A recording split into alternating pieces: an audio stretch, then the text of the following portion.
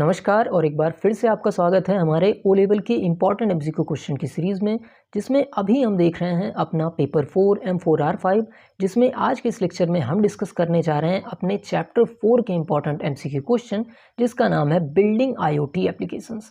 जैसा कि आप जानते हैं ओ लेवल के नए सिलेबस के हिसाब से अब एमसीक्यू क्वेश्चन ही एग्जाम में आने हैं, तो लेक्चर को अच्छे से देखिएगा क्योंकि इसमें हमने सारे क्वेश्चन वो ले लिए हैं जो इस चैप्टर से बन सकते थे और आपके एग्जाम में आ सकते हैं। शुरुआत करने जा रहे हैं अपने पहले सवाल के साथ। ऑर्डिनो में सभी कोड प्रोसेस होते हैं, तो मतलब जो आपका ऑर्डिनो होता है उसमें कोड कैसे प्रोसेस होते हैं? टॉप टू बॉटम होते हैं, बॉटम टू टॉप होते हैं, या किसी भी ऑर्डर में होते हैं, या नन ऑफ दीज। तो जो हमारा ऑर्डिनो होता है उसमें जो कोड प्रोसेस होते हैं वो होते हैं टॉप टू बॉटम। ठीक है, तो यहाँ पर हमारा ए ऑप्शन सही है कि ऑर्डिनो में कोड कैसे प्रोसेस होते हैं, टॉप टू बॉटम। दूसरा सवाल हमारा है, ऑर्डिनो में लिखे गए सभी स्टेटमेंट डैश डैश के साथ समाप्त होने चाहिए। तो ऑर्डिनो में जब हम कोई कोडिंग करते हैं तो वो किसके साथ समाप्त होता है? तो अगर आप सी पढ़े हों या C++ पढ़े हों तो आपको पता होगा कि जब हम कोई कोडिंग इन लैंग्वेजेस में करते हैं तो वो समाप्त होते हैं सेमी कॉलन के साथ। तो यहाँ पर सी ऑप्शन हमारा सही है कि जो हमारे स्टेटमेंट हैं वो सेमी कॉलन के साथ समाप्त होते हैं। इसी से पता चलता है कि लाइन टर्मिनेट हो गई है। या ऐसा भी पूछा जा सकता है एग्जाम में कि लाइन टर्मिनेशन के लिए कौन सी चीज़ यूज़ करते हैं, तो भी आपको क्या लगाना है, सेमीकोलन लगाना है। तीसरा हमारा सवाल है एडवांटेज ऑफ ऑर्डिनो। तो ऑर्डिनो का एडवांटेज क्या है? तो ऑर्डिनो का क्या एडवांटेज है कि ये आसान होता है पढ़ने में, इजी टू लर्न होता है, ह्यूज कम्युनिटी, विशाल समुदाय है इसका, मैनी थर्ड पार्टी लाइब्रेरीज, क्या बहुत सारी थर्ड पार्टी लाइब्रेरी हैं इसमें। तो ये तीनों ही क्वालिटी आपकी ऑर्डिनो की है, ये सभी उसके एडवांटेज हैं। तो यहाँ पर सही हो जाएगा हमारा D option, all the above. बढ़ते हैं अपने चौथे सवाल की तरफ। The full form of GPIO। GPIO का फुल फॉर्म क्या होता है? तो GPIO का फुल फॉर्म होता है general purpose input output. General purpose input output इसका फुल फॉर्म है। यहाँ पर सी ऑप्शन हमारा सही हो जा रहा है। ठीक है, देखिए ध्यान से पढ़िए, और मैं जैसे कि हर लेक्चर में बताता हूँ, मैं डिस्क्रिप्शन में PDF देता हूँ क्वेश्चन आंसर की, तो यहाँ से एक बार पढ़ लीजिए, तो उसमें जाके प्रैक्टिस करके देख लीजिए कि यहाँ पर जो क्वेश्चन आपने पढ़े थे उनमें से कितने क्वेश्चन आप कर पा रहे हैं। समझ रहे हैं? अच्छे से यहाँ पर पढ़िए, फिर डिस्क्रिप्शन में जाइए, PDF डाउनलोड करिए और उसमें सॉल्व करके क्वेश्चन देखिए कि कितने क्वेश्चन आपको याद रह गए हैं। इससे आपको MCQ क्वेश्चन लंबे समय तक याद रहते हैं। देख रहे हैं अपना पांचवा सवाल, सेटअप परिभाषित करता है डैश डैश। तो सेटअप जो है क्या परिभाषित करता है? Pin functionality using by the pin mode function, initial state of pin, initial classes and variable. तो यहाँ पर भी ऑल द अबव सही ऑप्शन है हमारे पांचवें सवाल में भी। बढ़ते हैं अपने छठवें सवाल की तरफ, कंपाइलर एरर इज। तो कंपाइलर एरर इसमें से क्या है?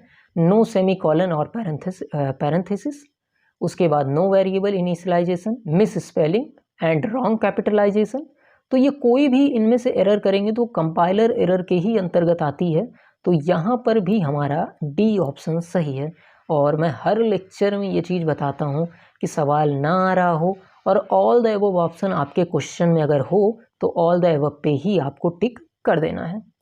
सातवां सवाल देखिए, निम्नलिखित में से कौन सा कथन सीरियल कम्युनिकेशन के बारे में सही है?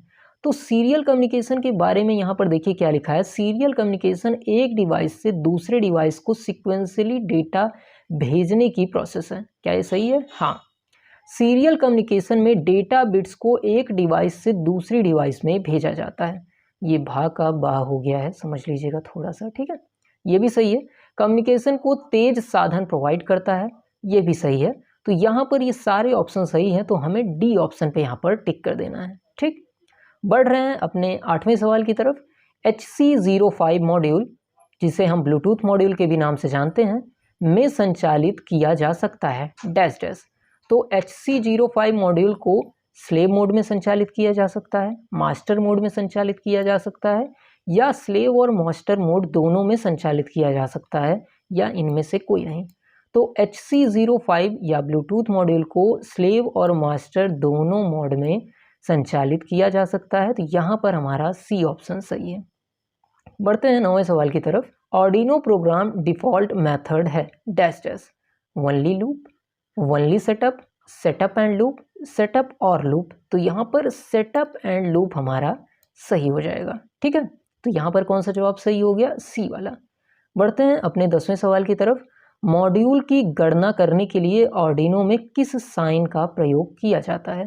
तो मॉड्यूल जो होता है वो कहीं भी आप सी में भी निकालें तो भी आप एक ही साइन का यूज़ करते हैं, और वो होती है ये परसेंटेज वाली साइन। तो यहाँ पर सी ऑप्शन हमारा सही है। ठीक है, ध्यान से पढ़िएगा। हो सकता है देखिए बैकग्राउंड में थोड़ा सा डिस्टर्बेंस आता हो लेक्चर में कभी कभी, तो कोई ये क्लास सेटअप नहीं है। कभी हो सकेगा तो मैं ये चीज़ दिखाऊंगा कहाँ पे ये रिकॉर्ड हो रहा है। तो किसी तरीके से इसको सेटअप किया गया है, और थोड़ा सा अगर नॉइस आए तो उसको थोड़ा सा इग्नोर कर दिया करिए। बढ़ रहे हैं अपने 11वें सवाल की तरफ। आर्डिनो यूनो इस, तो आर्डिनो यूनो आपका क्या है? तो अगर आप लेक्चर आईओटी का ध्यान से पढ़े होंगे तो आपको पता होगा आर्डिनो यूनो आपका हार्डवेयर डिवाइस होता है। तो यहाँ पर सही जवाब हमारा ए वाला हो गया।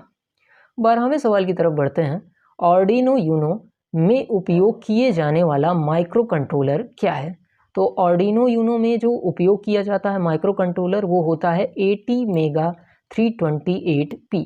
यहाँ पर हमारा सी ऑप्शन सही हो जा रहा है। ठीक है, 13वां सवाल है ATmega 328P क्या दर्शाता है? तो यहाँ पर जो P होता है वो क्या दर्शाता है? वो दर्शाता है पीको पावर। यहाँ पर बी ऑप्शन हमारा सही है। बढ़ते हैं अपने 14वें सवाल की तरफ। आर्डिनो IDE में दो फंक्शन होते हैं, वो क्या हैं? तो आर्डिनो IDE में जो दो फंक्शन होते हैं वो होते हैं सेटअप एंड लूप। यहाँ पर हमारा ए ऑप्शन सही हो जा रहा है। 15वां सवाल है आर्डिनो यूनो का डिफ़ॉल्ट बूट लोडर क्या है? तो बूट लोडर क्या होता है? जिसकी सहायता से कोई डिवाइस ऑन होती है। समझ रहे हैं? जिसकी सहायता से कोई डिवाइस ऑन हो रही है उसी को हम बूट लोडर कहते हैं। तो आर्डिनो यूनो में क्या होता है boot loader? Default boot loader क्या है? ऑप्टीबोट बूट लोडर। यहाँ पर बी ऑप्शन हमारा सही है।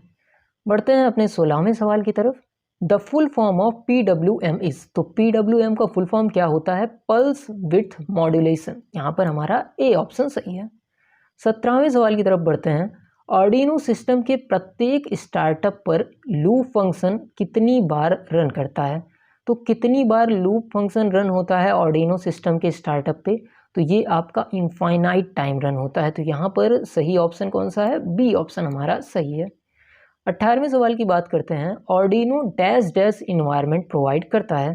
तो आर्डिनो जो है क्या IDE इन्वायरमेंट प्रदान करता है, यूज़र फ्रेंडली इन्वायरमेंट प्रदान करता है, बोथ ए एंड बी, या नन ऑफ दिस? तो यहाँ पर जो आपका आर्डिनो होता है वो ए और बी दोनों टाइप का इन्वायरमेंट प्रदान करता है।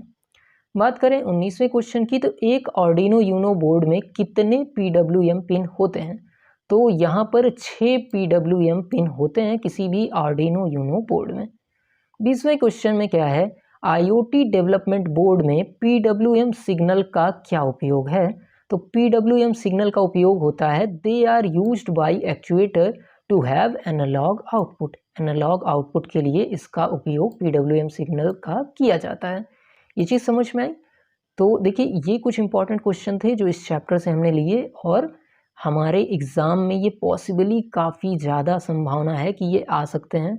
और जैसा कि आप जानते हैं कि ये चैनल पूरी तरीके से फ्री एजुकेशन प्रोवाइड करता है। अगर आप हमको इसमें सपोर्ट करना चाहते हैं तो यहाँ पर आपको QR कोड और हमारी बैंक डिटेल्स दिख रही होंगी, आप हमें सपोर्ट कर सकते हैं। क्वेश्चंस की प्रैक्टिस करने के लिए डिस्क्रिप्शन में आपको PDF मिल जाएगी, वहाँ से डाउनलोड करके प्रैक्टिस कर सकते हैं। वीडियो अच्छा लगा हो तो लाइक करिए, चैनल को सब्सक्राइब करिए। मिलते हैं अगले लेक्चर में। धन्यवाद।